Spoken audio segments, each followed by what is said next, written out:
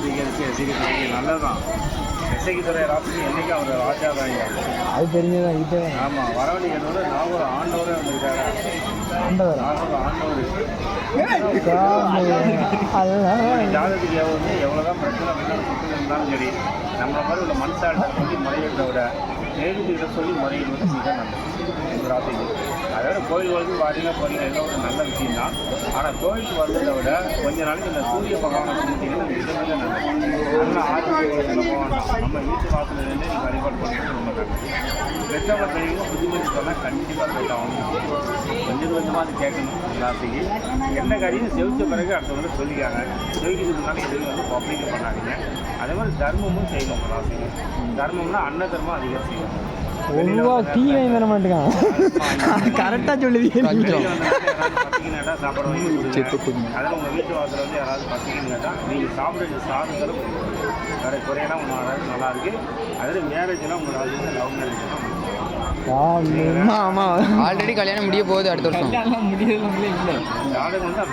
போ நீ தான் அடிச்சு போட மூஞ்ச கொஞ்சம் சொங்க திருப்பிடுவாங்க. இப்போ உனக்கு உட்காரலாம். தினேஷுங்கிற பேரு கேடுங்கண்ணே.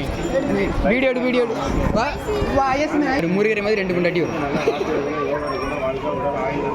தினேஷுக்கு நல்ல நேரம் சிரித்து எடுக்காது புளியக்கிளி எடுக்காது. நல்லா பலன் இருக்கும். நல்லா ராசி இருக்கணும். யோகா இருக்கணும். தினேஷுக்கு எதிர்பார்த்த காரியங்கள் உட்காரல. நீ படம் போடாத. அப்பதான் அவன் மூஞ்சி போட்டோ ராசி அதிர்ஷ்டமான ராசி. அம்மா எவ்வளோ ஹீட் தேடி இருக்கு. நல்ல டைம் தான், நல்ல நேரம் தான்.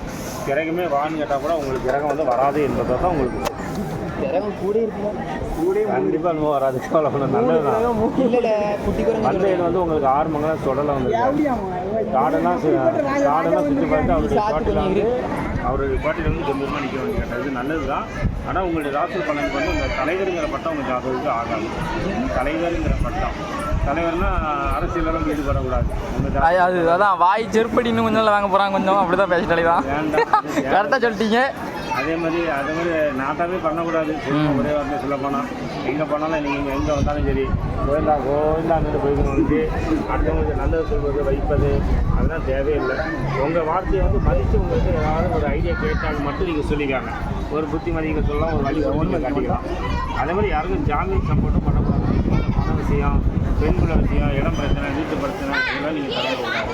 மற்றபடி வேறு எந்த பிரச்சனையும் வராது. உங்கள் வாழ்வு இன்னைக்கு நல்லா இருக்கும். கவலைப்பட வேண்டாம். இரும்பு சம்மந்தப்பட்ட ராசி உங்களுக்கு 100% நல்லாயிருக்கும். வண்டி வாகனம் கண்டிப்பாக நீங்கள் வாங்கலாம்னு சொல்லுங்கள். நல்லாயிருக்கும்.